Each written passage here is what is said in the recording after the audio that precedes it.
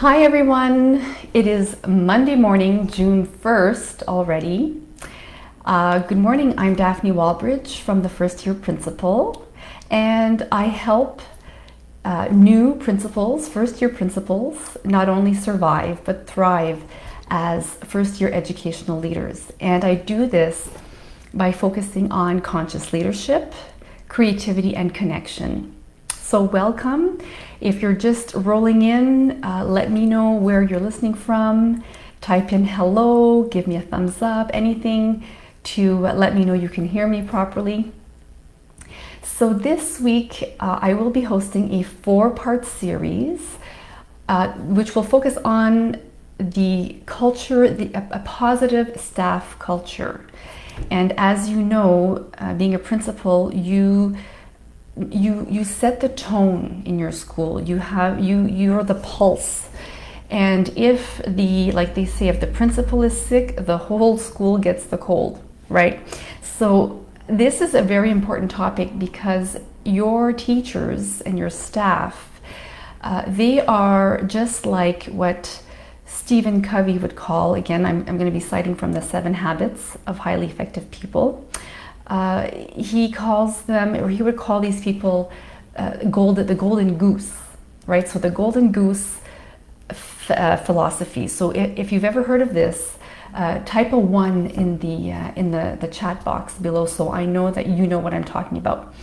But if you don't, here's what I'm talking about, and it's a very powerful statement and a very powerful compass to go back to as you're leading a school. So your teachers, your staff, they are like the golden goose. So I'm going to be talking about teachers right now because they're the ones offering the lessons. They are the ones setting the stage in the classroom. They are the ones who are welcoming our students in the classroom every day and working with their minds and getting everything they can out of the students to make them better learners. So they would be considered the golden goose in a school or within an organization. And the golden eggs would be the student, so the child, how the child is learning, how they're developing, whether or not they're happy and they're evolving within the school community. And of course, that's what we're striving for. That is the golden egg we want. Now, the problem is that oftentimes in school leadership, there's so much pressure to focus on results and on performance and on competing with other schools and other districts and, all form-based principles here.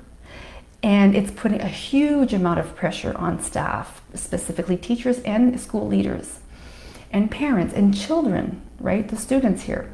So if we are burning out our staff members, our teachers, with a dogmatic approach to leadership and with a top-down approach, authoritarian approach, you are going to be killing the goose, right? You don't want to kill that goose. You want to protect that goose because that goose is there to produce the golden eggs. So by this, all this to say that the way we treat our staff as leaders, our teachers, how we support them, will trickle down into a thriving classroom where students will be poised to learn and grow and thrive. Okay, that is the big vision, and this is why I'm here today, because it's important to train new school leaders with this conscious approach to leadership, that it does come from the top, and the mentality of the school leader and how he or she addresses staff and supports staff will have a direct impact in the classroom.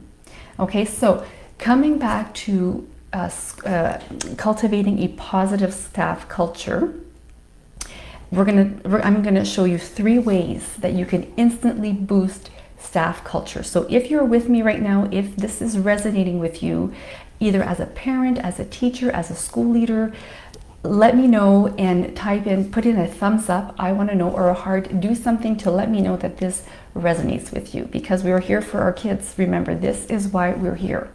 Okay, so let's get into the 3 ways we can do this, how we can boost and nurture a really solid staff culture.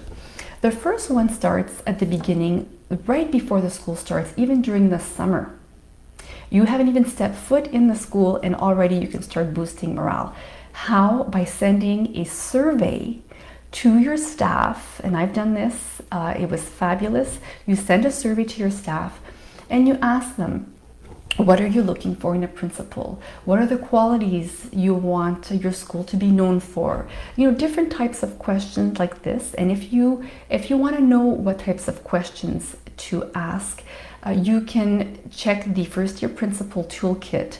This is something I address in there, and there will be content related to what you can put in a start of year survey to see what your staff really needs and what is looking for in their leadership. So start with a survey. Now, why this is important, I'll tell you why. Because when your staff receives this survey, they're going to get the message that you are there to listen, because they want to feel heard and they want to feel seen and validated. If you can keep that top of mind as a leader, then you're going to have the possibility to have great connection with your staff and buy-in and support, because you're going to need support throughout the year. Okay, is this resonating? If so, let me know. You can type in a yes. This is working for me, so please type in yes if this resonates with you. Okay, sending a survey at the beginning of the year, and I'm going to put something in the first year principal toolkit with questions you can ask. I can even give you a sample of what I did for my new staff when I was coming into my first principalship role. Okay, and then what you do with that survey is you meet your staff. Now this is going to be depending on the size of your school, but try to meet a certain amount of people throughout the year even, so you can go over the survey, and they want one-on-one time with the principal anyway. They feel heard, seen, and validated, remember. So you can go over the survey with each member in a one-on-one meeting. It can be impromptu as you're walking around the school, and you might want to hone in on one specific answer that person filled out, that might have caught your eye. And then you can dive deeper into that and really listen to what the person has to say. So this is valuable, like gold for a principal, because if you know what their pain points are and where their values lie, then you're already one step ahead of the game. So number one, survey your staff and meet with them afterwards to discuss it. Number two, details matter. Focus on the little things. This is where the micro is very important. So I'm going to give you a few examples of what I did this year to boost staff morale and to show that I cared and that I wanted to be there for my teachers and my support staff. So for example, as you know, at the beginning of the school year, we always have the PD days, and it's kind of like the official launch of the school year. So very simple, I went out and got some fresh flowers for every classroom. Had little dollar store vases, little vase, and I went and got 2-3 bouquets of mixed flowers, and I put those flowers in these little vases, and they were all these little flower vases were in the staff room along with a little breakfast, continental breakfast, and nice little music. And so the staff came in and they saw all these beautiful fresh flower arrangements on the table. We had our meeting, and then I invited each staff member, each teacher, to take a bouquet of flowers for her.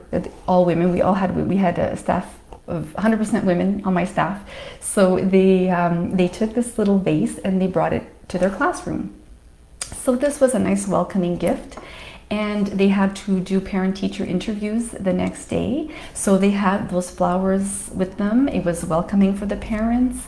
It was pretty. It set a nice, joyful tone to the start of the year, and they appreciated it. And it's something I kept doing over the course of the year, where I would spontaneously arrive to school with some fresh flowers, and I would take those vases and set up a new arrangement and then hand deliver these flowers to the teachers during the morning in front of the students to show my appreciation. So it's a little tradition I kept up. So you have to do you have to see what works within your school, but this is just an example. Another morning I prepared a French toast casserole, and I had it baked in the school in our staff room lounge. So it smelled really nice in the school. It smelled homey. I remember the little kids walking by saying, "Ooh, something smells really nice." So again, this was something that I put in the oven just before morning break, and we got to share breakfast together. It doesn't have to cost a lot of money, doesn't have to take a lot of time, but it goes a long way in putting that emotional currency in the bank account. So we're talking about bank accounts again, emotional currency to show your staff you're there for them. Okay, that is number 2. So the details matter, focus on special touches. And number 3 would be to connect. Find ways of connecting outside of work so you can get to know each other. Now, what we did this year, and again, this is going to depend on your school culture and the chemistry, but one of my teachers decided to start a Facebook group chat in the messenger, and everybody was on board, and it was fun because we got to share jokes and family photos and inspiring messages and just fun things, you know, that were not related to work. So it was a way for us to bond outside of school and to get to know each other a little bit better. We would have some challenges with our Fitbits, and we would, you know, like share recipes and you know, decorating projects, and so all kinds of great things like that. It's a way to bond without being at school and getting to know your people a little bit better. So you can get creative that way. You can find what works best for your school culture, but it's definitely another way of enhancing that connection. And that's what we're talking about today. We're talking about how to build connection within your school staff culture. So that is basically it for today. I'm just going to wrap up really quickly, and you let me know what you think about this approach, these 3 steps. I would love to get your thoughts. Even if you're watching the replay, you can type in #replay and let me know what you think of these 3 strategies. So I'm recapping. Survey your people before you start the year to get to know them, and then go back to the survey and have a one-on-one discussion. It could take 2 minutes or 5. Focus on the special touches. Think of your staff and think outside the box. What can you do to make their day a little bit more special? And of course, try to find a way to connect with them outside of work where you can share fun facts about your life. So that is all for today, and I will be back tomorrow with my next video, which is focusing this week on building that strong connection with your staff so you can do great things together. I hope you've enjoyed it, and I can't wait to connect with you this week. Have a great day now. Bye.